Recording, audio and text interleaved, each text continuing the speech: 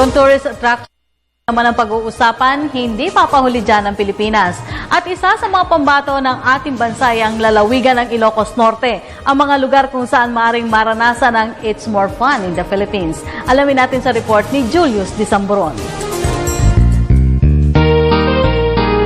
Tunay na kahanga-hanga ang Pilipinas dahil sa mga ipinagmamalaki nito mga tourist spots na siyang dinarayo di lamang ng mga Pilipino kundi pati ng mga dayuhan. Dito sa Luzon, bukod sa pagkain, busog din ang iyong mga mata sa ganda ng tanawin.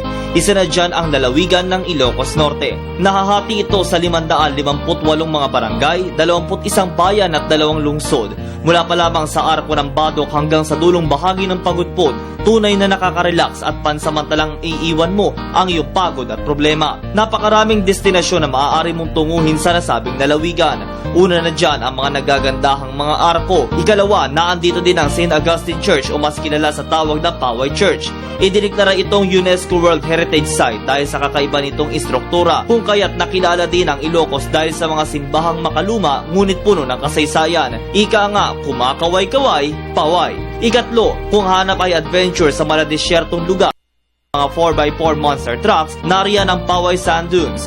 Buhanginan na din lang bakit hindi subukan mag-sandboarding. Kung matatandaan, sa sand dunes din ginanap ang ilang sikat na pelikula gaya ng Himala ni superstar Nora Honor at Panday ni Fernando Poe Jr. Pangapat, ang Lawag City Plaza na makikita sa tapat ng Kapitolyo ng Ilocos Norte at malapit sa Lawag Sinking Bell Tower. Sikat din ang lugar sa ilang piyestahan tulad ng Pamulinawin Festival. Atin ding tunguhin ang pinakamataas na lighthouse sa buong bansa, ang Cape Bujidor na makikita sa bayan ng Burgos sa Ilocos Norte. Makikita mo ang ganda ng West Philippine Sea sa taas nito. Narito din ang sikat na Banggi Windmills na tila malalaking electric fan. Ito ang siyang ginagamit ng lalawigan upang makapag-generate ng kuryente. At syempre sa mga gustong humabol sa pagsuswimming ngayong tag-init, Pagudpod, tsak na hit. Dito sa Barangay Balawi, makikita mo ang ilang amenities gaya ng 1.2 km zipline, malakristal na buhanginan at ang Blue Lagoon na tanaw ang mga korales. Pero teka, akalain mo ang Statue of Liberty, meron din sila. They can speak intelligently about sinasabi nga natin ecotourism, how this will bring about ma-accomplish natin yung mga requirements natin dito sa tourism nga. Yan ang pwede kong ipagmalaki na mga kababayan namin dito is very hospitable. Kahit na maraming problema, nakangiti pa rin.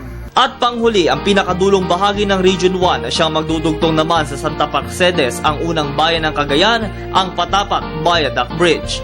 Tiniyak naman ng hanay ng pulisyan ang kaligtasan ng mga turista. Naka-on place na ang ating tourism police.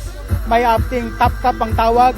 Gustong-gusto ni Governor Amy Marcos na magkaroon tayo ng professional, competent tourist police officers dito sa probinsya. Kaya't ano pang hinihintay, mga ading, mga manong at manang? Tayuhin na ang hilagang bahagi ng Pilipinas dahil it's more fun in Region 1. Mula sa Lawag City, Ilocos Norte, kasama sina Jovet Dizon at Jeff Tuazon para sa Telebisyon ng Bayan, ako si Julius Disamboron.